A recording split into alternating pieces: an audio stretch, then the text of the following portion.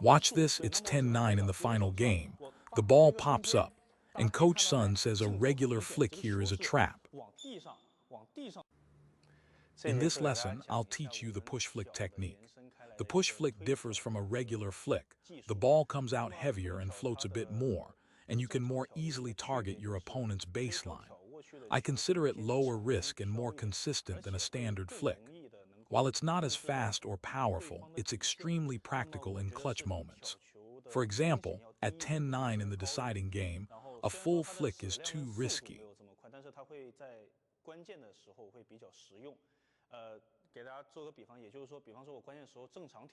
The ball pops up, there's an opportunity.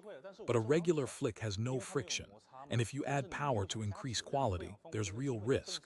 Of course, when it lands, it's great, but from my years of match experience, if it's 9-9 in the deciding game or I'm leading 10-10, and sinking this flick wins the match, I can't afford to miss.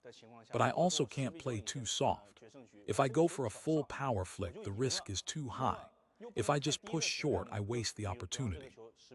Play a conservative flick, and I'm handing the initiative away. This is exactly when the push flick becomes invaluable.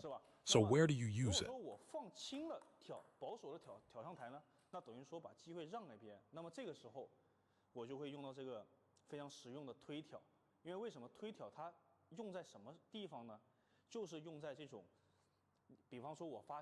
When your opponent's short touch pops up above the net, that's when you use the push flick. Push forward and downward, press the ball over. You're not gambling on this opportunity ball. Instead, use your technique to squeeze it down, giving your opponent that jammed feeling. They can only respond conservatively with extra spin and friction. Then your follow-up becomes much more dominant. You maintain the advantage without desperately gambling on one shot. Another key application is on the receive.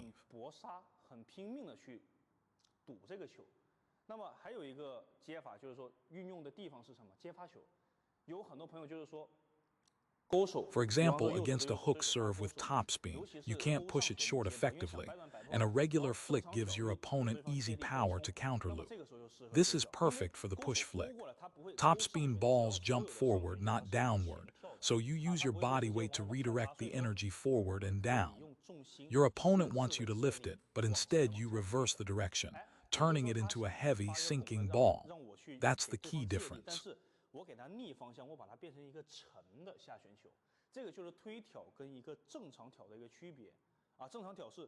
A regular flick uses your body weight and forearm to send the ball forward.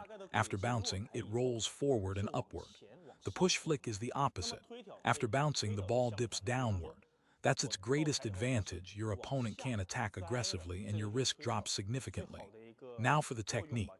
The most critical point. The push flick requires absolutely no backswing. With a regular flick, you open the wrist toward the front. For the push flick, we adjust differently.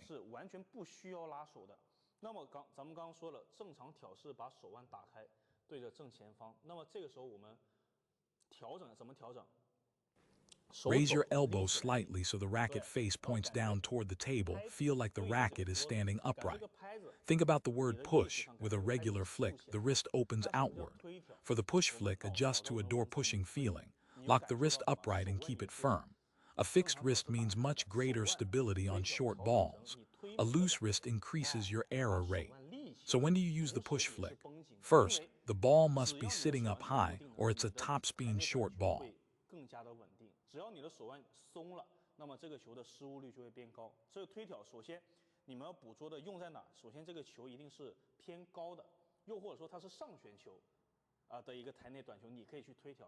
If the ball comes over low and heavy, don't use the push flick.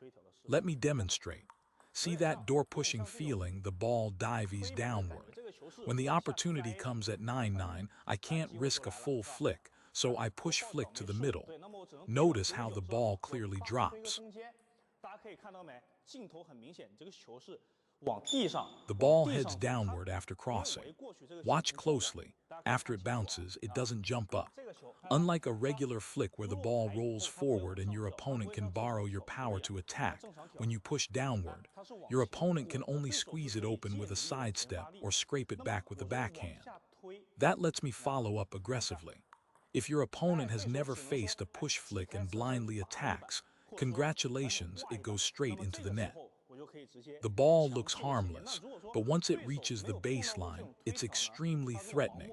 So when practicing the push flick, focus on targeting the baseline for maximum effect.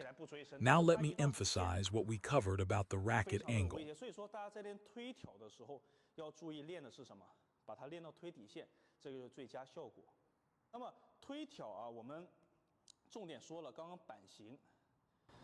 First, the racket angle, let me review.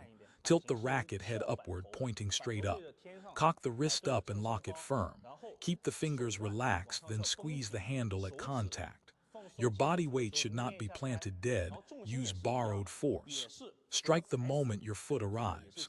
Now the most important point about the swing.